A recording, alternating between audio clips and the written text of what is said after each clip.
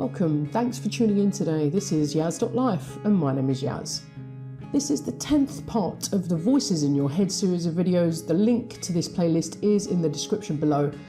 As always, I recommend you watch them because then you can catch up and keep up with the contents in this video. This is the second part of the Uses in Relationships video, part of the Voices in Your Head series.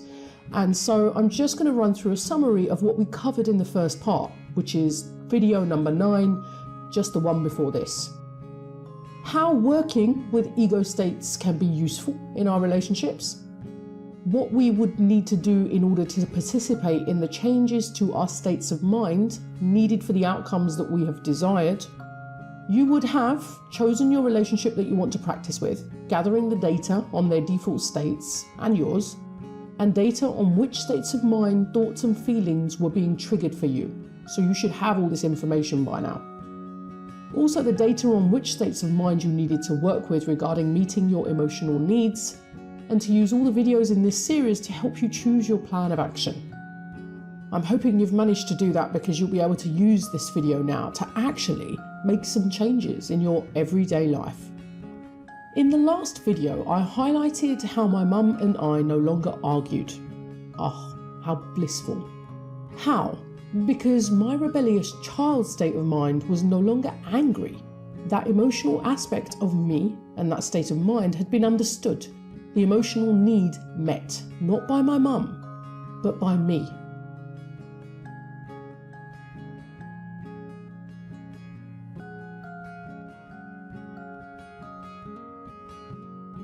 It is only when we change ourselves is it that we truly see the world around us changing. By telling others to behave differently so that we feel better is never a pursuit that will end in happiness, for them or us. It is the most disempowering position we could actually ever place ourselves in. How, you may ask? By telling another to change, I have just declared to both them and I that I do not have the ability to do so, nor do I have the ability to take any other action by me, for me. If that is a position you want to be in, then consciously accepting its flaws is all you would need to do. But if that is not a position that you want to be in, then you have most certainly come to the right place, and well done. Well done for choosing you and your emotional well-being over anyone else's. As we focus on our relationship with ourselves, we begin to unlock the energy and essence that is needed to achieve anything our heart has ever truly desired. It's not about more clicks, it's not about more subs, nor is it about more likes. None of these can ever achieve this. What, you may ask? Achieve an abundance of good health, wealth, love, laughter, and most of all, happiness.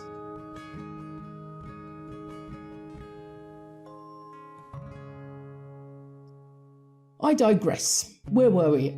How can we use ego states to start meeting our emotional needs? So using the example with my mum, I had met the emotional needs of my rebellious child state of mind, which then reduced the sensitivity of my triggers and my anger and resentment. In turn, leading to a happier me, which in turn leading to a happier us, my parents and I. As I mentioned before, when I am in my rebellious child state of mind, I am behaving in ways by which I did when I was a teenager. Feeling and thinking as I did then. So angry and resentful takes me back to then. That is when I felt that way. By bringing this into my awareness now and observing myself in this particular state of mind, I am able to start relating to myself more objectively, hence from a more balanced, logical and rational place. That would be my adult. I can now begin a dialogue with myself, adult to rebellious child. So in my example, when in rebellious child state of mind, I was feeling misunderstood, unloved, dismissed, as though I was not being heard and unfairly treated. I can also go back into my past and remember some of the occasions I had felt that way and what had happened. This gives me a whole array of data to now use and work with. Alright, you might find this bit a little bit strange, but you know what? I ask you to bear with me. I'm now going to use all of the knowledge and data that I have gathered to begin this conversation with my rebellious child. It's going to come from an adult and a nurturing parent place. Sweetheart, I'm sorry. I'm sorry for what happened. I can see how angry you are, and I'm sorry. I'm sorry that you were made to feel this way. You have every right to feel the way you do, and none of this was your fault. And anyone in your shoes would have felt and behaved exactly as you did. I'm sorry that you feel as though you never got the chance to express yourself, and you're right, that's not fair. None of this is fair. I understand if you never want to speak to her again, or chuck an ice bucket over her head and upload it to YouTube and make it go viral.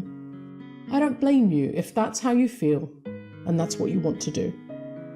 I want you to know that I love you, and I will always choose us and how we feel over anyone or anything else. I promise to do my best to keep us safe.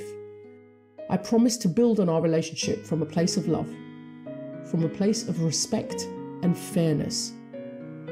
Thank you for taking the time to listen. I really appreciate it.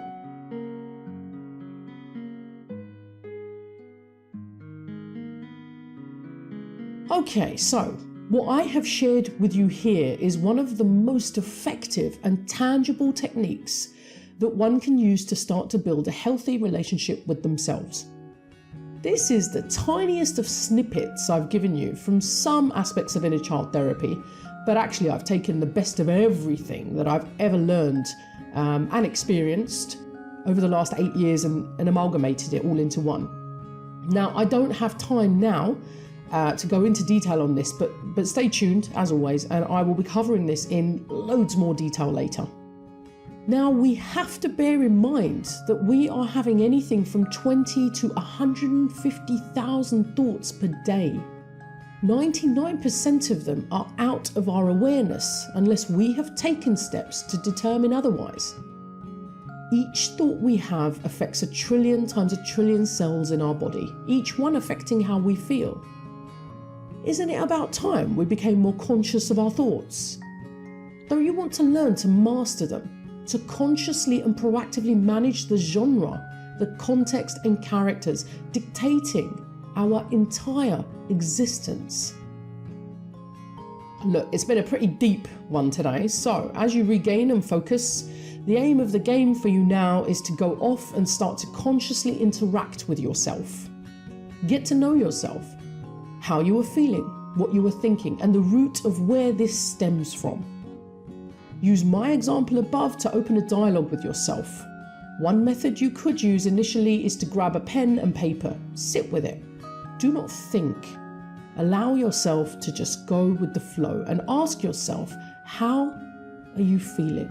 Say you, not I, because you're talking to particular states of your mind. Remember, you guys are having conversations all the flipping time. It's not weird, trust me.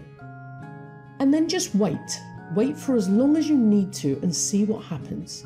Just ask yourself, how are you feeling? And mean it. After you have finished your dialogue, make a note of what thoughts you became aware of, how you are feeling both emotionally and physically after writing them down, and then any other data that you can relate to. Thank you for watching. If you found this video helpful and want to help me create more, then please do just spare a couple of minutes, pop on over to patreon.com and show me some loving. If you have any questions, opinions, or experiences you would like to share, please do pop them in the comment section below. Part 11 of the Voices in Your Head series will be coming soon, so make sure you subscribe to the channel and press that bell button so you don't miss a thing.